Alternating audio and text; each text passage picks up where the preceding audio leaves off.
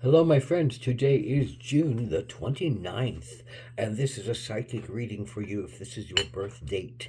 I do psychic readings, I do healing work for 38 years. Check out my credits. I do a lot of internet readings for folks, and I do a lot of work out of my office in Albuquerque, New Mexico.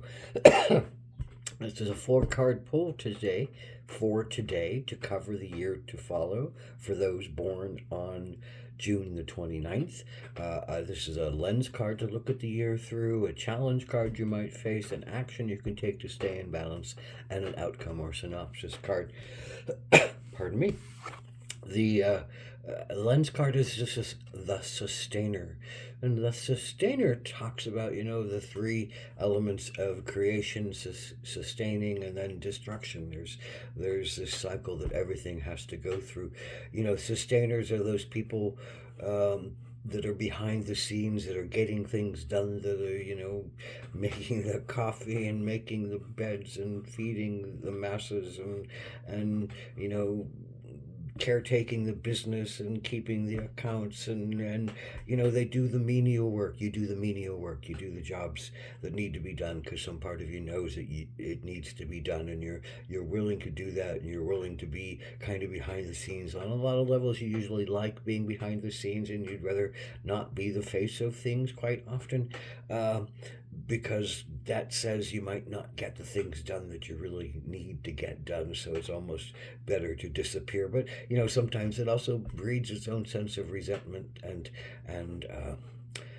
and pain, because you don't get recognized necessarily for the work that you do when you're behind the scenes, and you make it look easy, that things are done, and things are accomplished, and things are not evident that any work has been put into it, except they're kept at a nice understanding of balance. And you do that. That's what you do.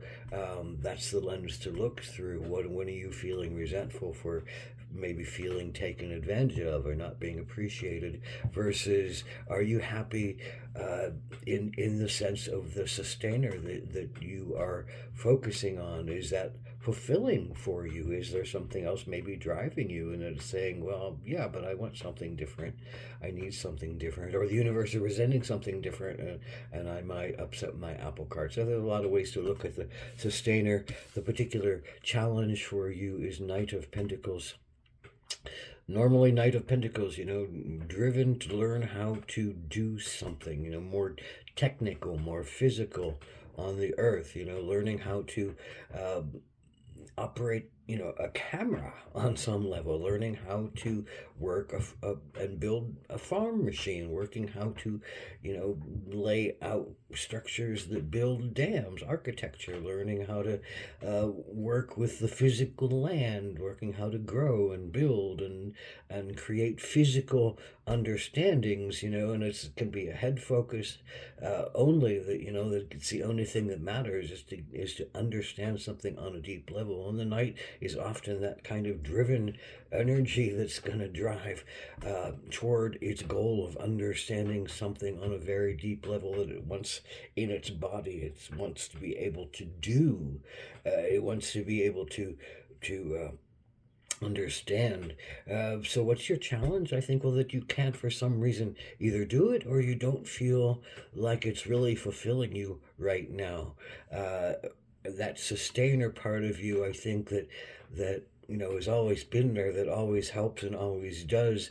Uh, Sometimes feels up against that part of you that is more driven, you know, to be acknowledged as someone who knows how to do things, to understand deeply, is to garner a great deal of power. And it's hard to understand that sense of power versus that sense of service, that a sustainer does. It's not necessarily about power, it's about sharing power, so everything gets done and everything gets met and everybody can rise, but not necessarily the person who's doing that. So here is that internal conflict, I think, between doing something that you feel matters and you should be recognized for, but that's a spectator part of you that says, yeah, but this isn't going to get done if I'm pursuing that. So there's kind of that internal wanting to serve, but also wanting to uh, you know become known.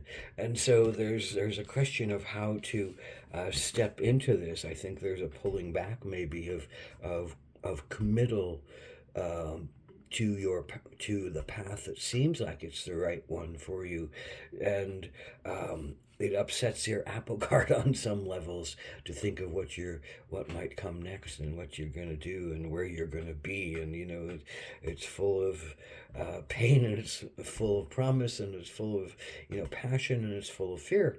So this is the statement about what action to take to stay in balance. Well, Swan, like the ugly duckling, has to jump through the portal of time, the portal of chaos, the portal of life embodied. It has to be swirled around in the eddies and thrown up on the shore, and saved from itself, and cry, and move on and grow and become a white swan at some point.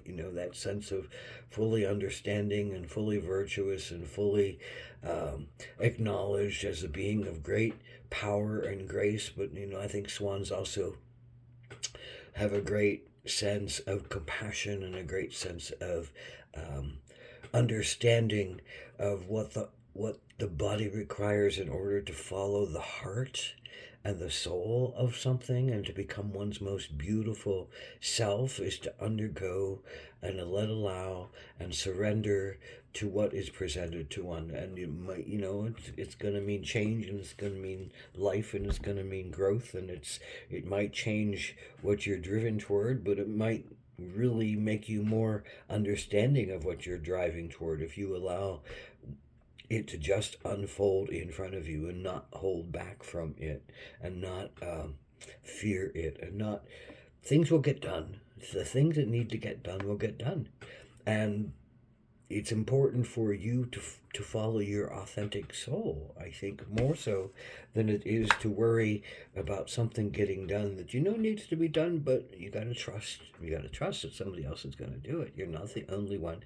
And as the need shows itself from others, people will recognize, wow, boy, they did a lot more than I remember, or that I gave them credit for. So, in some ways, you'll get your feedback and your reflection when people recognize, wow, you were very powerful in your quietness, but now you want to be powerful in your service, in your lovingness. It's service from a heart-centered place. It's service from a place that says, I understand my passion, I understand my choices, I understand what I've had to do to go through to get here in this time and space, and I love myself more for allowing myself to surrender and jump into the eddy and whirlwind of time and energy and change. uh, I think, and maybe I would have loved myself if I had just stayed small and just stayed, tinily focused, and stayed, a servant behind the scenes.